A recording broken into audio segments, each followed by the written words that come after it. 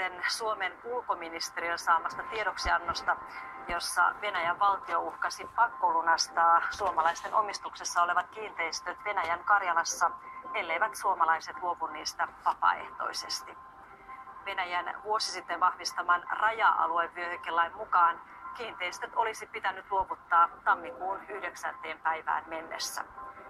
Tilanne on hyvin hämmentävä, sillä Venäjän viranomaiset eivät ole kertoneet asiasta kiinteistön omistajille mitään.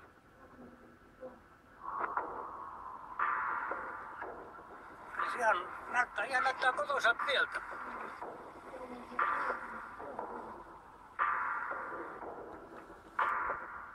Terve koti. Täällä on lapia. Niin viime kesänä tähän on ovi. 86-vuotias Arvo Henttonen osti takaisin entisen kotitilansa Venäjän Karjalasta Antrean pitäjästä 4 vuotta sitten. Tämä on saman suvun hallussa ollut vuodesta 1634. Onko se jää? Isä oli 10. sukupolvi tätä Anttilan tilaa, joka hallitsi ja omisti. Sukutilan säilyminen suvussa oli meille erittäin tärkeä ja 44 vuotta jo oli vain väliä, kun ei ollut talossa isäntää. Tämä on mun kotini. Olen syntynyt tässä, kasvanut tähän alueeseen, tähän pihan, tähän maihin, tähän Tampereen metsiin. Kiinteistökauppa tuli ajankohtaiseksi, kun venäläinen isäntä halusi palauttaa talon takaisin sen alkuperäiseen omistajasukuun.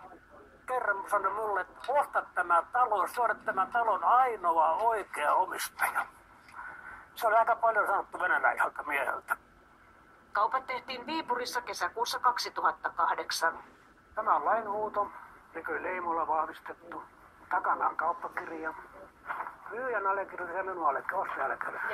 Tämä sopimus on laadittu ja allekirjoitettu 3 kappaleena, josta yksi säilytetään Pietarin ja Leningradin alueen federatiivisen rekisteröintipalvelun Viipurin osastossa ja toiset ovat sopimuksen osapuolten hallussa.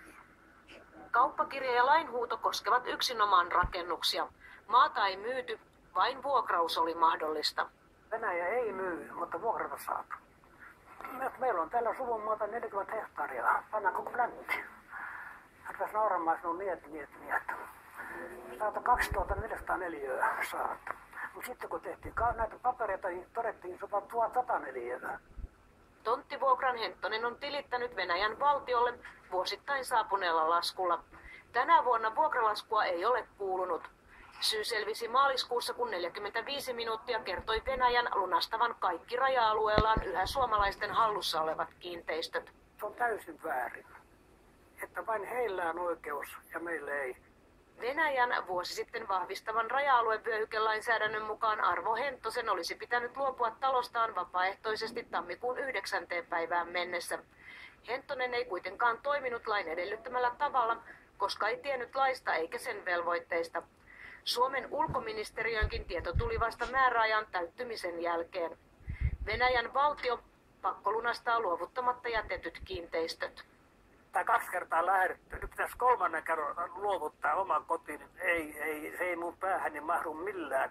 En vielä jaksa uskoa, että Venäjä menee tällaisen sanoisiko raakaan tekoon, että ryöstää meidät vielä 3. kerran. Pakkolunastuksia ei ole vielä pantu täytäntöön.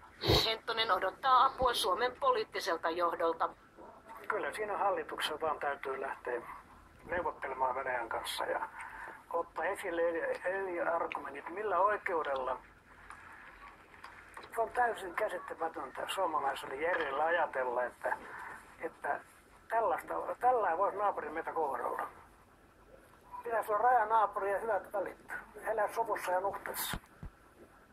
Niin kuin normaali naapurit tekee. Me ollaan suomettuneita Suomessa. Ja paljon ja vahvasti. Me emme uskalla Venäjälle sanoa oikeastaan mitään. On käynyt 3.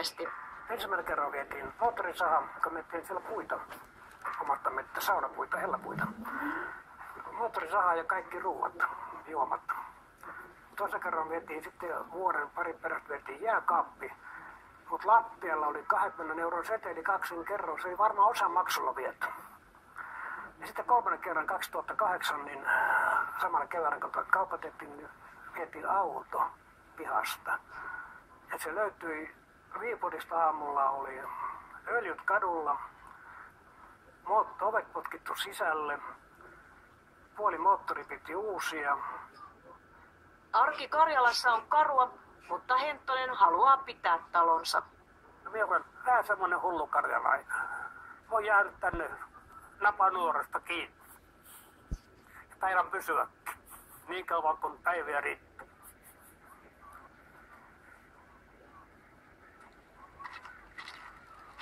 Isommalla on oikeus kaikki tehdä mitä haluaa ja pienemmän on pakko tyytyä. Niin kuin tässä on ollut vuosikymmeniä pakko ollut tyytyä siihen, mitä Venäjä määrää. Me lähdetään kotoa pois. Suvun juuret ovat syvällä Karjalan maaperässä.